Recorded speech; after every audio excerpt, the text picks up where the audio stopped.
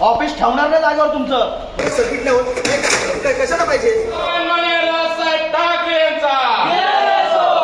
मैं इस्लामुद्दीन खान और आप देख रहे हैं प्रहार टाइम्स। मनसे कार्यकर्ताओं का काफ़ी आक्रामक रूप देखने को मिला है। आपको बता दें कि वोटर लिस्ट में नाम की कन्फ्यूज़न को लेकर मनसे के तमाम कार्यकर्ता कलवा मुमरा असेंबली के इलेक्शन ऑफिस पहुंचे और यहां पर काफ़ी हंगामा हुआ। मनसे कार्यकर्ता काफ़ी गुस्से में नजर आए और एक कंप्यूटर पर हाथ मार दिया, जिससे स्क्रीन डैमेज हो गई। मनसे कार्यकर्ता का कहना है कि इतनी बड़ी आबादी और वोटर लिस्ट में नाम अपडेट करने के लिए कर्मचारियों की काफ़ी कमी है। इस पर मनसे ने अफसोस जताया है। साथ ही मनसे कार्यकर्ताओं का यहां पर आक्रामक रूप भी देखने को मिला।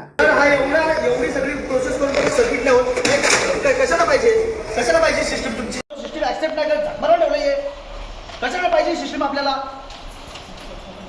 हा ऍक्सेप्ट नाही होते आमची चूक आहे। आम्ही मतदानापासून वंचित राहायचंय आमची चूक आहे।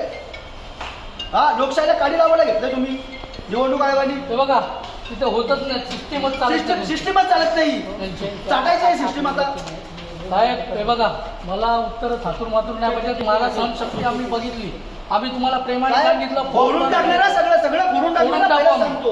आज शेवटचा दिवस आहे। आज तुम्हाला आम्ही एक तुम्हाला संधी देतो जरी नावं आली नाही तर उद्या आमच्या रोषाला सामोरे जायला लागेल। तुम्ही जे तुम्ही करायचं ते करा आम्हाला माहित आहे। आमच्या पोरांची नावं आली ना साहेब पहिलंच सांगतो ऑफिस ठेवणार नाही जागेवर तुमचं। महाराष्ट्र नवनिर्माण सेनेचा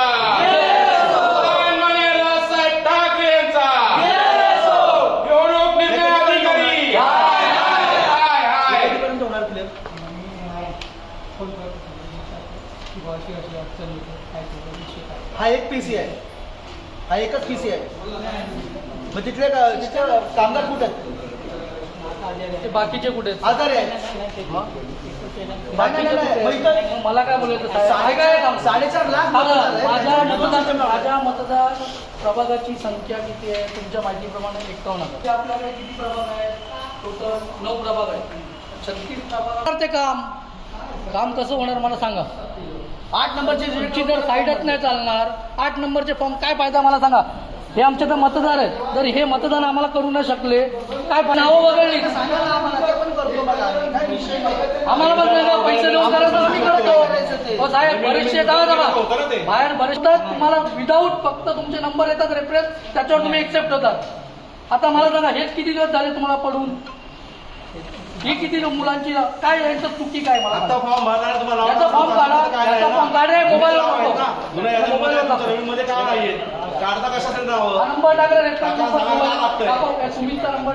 मुळात सांगायचं असं की मागील जेव्हा ठामोपाने मतदार याद्या प्रकाशित केला तेव्हापासून माझ्या प्रभागातले अनेक नावं हे दुसऱ्या प्रभागात फेकलीत। काही नावं तर डायरेक्ट मतदान लिस्टमधनं काढण्यात आली होती। ज्यांनी विधानसभेला मतदान केलं त्यांचं मतदार यादीत नावं नाही आहेत। आम्ही इथे विचार नाही केला आम्हाला सांगितलं तुम्ही 8 नंबर फॉर्म भरा।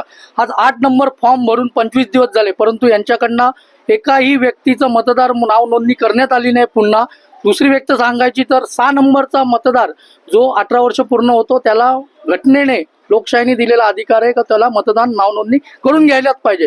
असे अनेक फॉर्म आम्ही ऑनलाईन भरतोय ते ऑनलाईन भरल्यानंतर हे रिजेक्ट मारतायत। त्या जागेवर न जाता कुठली शहानिशा न करता 149 कळवा मुंब्रा विधानसभेचे मतदार अधिकारी आहेत हे कुठेही न जाता इथे बसून नुसते आहेत कोणतेही काम करत नाही। 6 नंबरचा ना फॉर्म भरत नाही 8 नंबरचं काही काम करत आहेत। मग हे असलं निवडणूक कार्यालय आम्हाला काय कामाचं आहे। आणि जर आम्हाला लोकशाहीने दिलेला अधिकारच मिळाला नाहीये मतदानाचा तर आम्ही काय करायचं। याच्यासाठी आज इथे आमच्या मनसेच्या वतीने आंदोलन करण्यात आलं होतं। आज त्यांना सक्त ताकीद दिलेली आहे त्यांना जी काय सबब द्यायची ती दिलेली आहे। आणि जर हे नावं आणि ही जर मतदानापासून वंचित राहिले तर 149 कळवा विधानसभेतील जे निवडणूक अधिकारी असतील त्यांच्या विरोधात आम्ही कोर्टामध्ये जाऊन त्यांच्या विरोधामध्ये आम्ही PI दाखल करणार आहोत। आणि जे मतदार वंचित राहणार आहेत त्या सर्वांना घेऊन सोबत आम्ही यांच्या विरोधात कोर्टात केस करणार आहोत। अधिकारी देखील त्या ठिकाणी जागेवर होते त्याचबरोबर कर्मचाऱ्यांची संख्या देखील कुठेतरी अपुरी दिसते। बघा आज कळवा मुंब्रा 149 विधानसभा मतदारसंघ बघितला तर 3 ते 4 लाखाची लोकसंख्या मतदार आहेत। ते 4 लाखाचे 4.5 लाख देखील आज झालेत। प्रत्येक प्रभागामध्ये बघाल तर 50-50 हजाराची नोंद आहे मतदार म्हणून नोंद दाखवत आहेत। 4.5 लाख मतदार 9 प्रभागामध्ये आहेत परंतु यांच्याकडे काम करायला एकच मुलगा आहे। तुम्ही बघितलं असेल इंटरॅक्ट कधी करणार 6 नंबरची नोंदणी कधी करणार? जे स्थलांतरित झालेत, काहींची नावं वगळली आहेत, त्यांना मतदार यादीमध्ये कधी समाविष्ट करणार? हे सर्व जाब विचारण्यासाठी आज आम्ही इथे आलो होतो. आम्हाला माहिती आहे काही टायमातच निवडणूक आयोगाची पत्रकार परिषद आहे, परंतु असे जर होत सेटिंग करून हे कोणाच्या सांगण्यावरून एका जे इच्छुक उमेदवार आहेत त्यांची नावं कशी वगळली जातात? 4 टर्म जो नगरसेवक असतो त्याचं नाव मतदार यादीतनं काढतात. हे कोणाच्या सांगण्यावरून करतायत काम? हे आम्हाला वाटतंय की ही सर्व सेटिंग आहेत. काय फायदा या लोकशाहीचा? कशाला आम्ही उभं राहायचं? आम्ही आमच्या आयुष्याचे 20-20 वर्ष 5-5 वर्ष लोकांच्या सेवेमध्ये घालवायचे आणि आमची नावच गायब होणार असतील तर कसं आम्ही काम करायचं? कसे आम्ही मतदाराला सामोरे जायचं? कार्यकर्त्यांनी हे देखील सांगितलं गेल्या अनेक दिवसापासून ते या कार्यालयामध्ये, परंतु कुठलीही तक्रारची ती नोंद आहे, परंतु कार्यकर्त्यांनी थेट जे आहे अधिकारी PC देखील फोडलेला आहे, एका- इशारा देखील दिलेला आहे की जर ओके. याच्या पुढे झालं नाही तर संपूर्ण उद्ध्वस्त करून आहे कार्यालय. हे बघा, शेवटी आमच्या पण कुठेतरी सहनशक्तीचा अंत होतो. आम्ही किती दिवस त्यांना हात जोडणार? शेवटी हात सोडायला लागतात, कारण का त्याच्याशिवाय यांना ही भाषा कळत नाही. आज 8 नंबरचे फॉर्म आम्ही त्यांच्याकडे देऊन 25 दिवस झाले.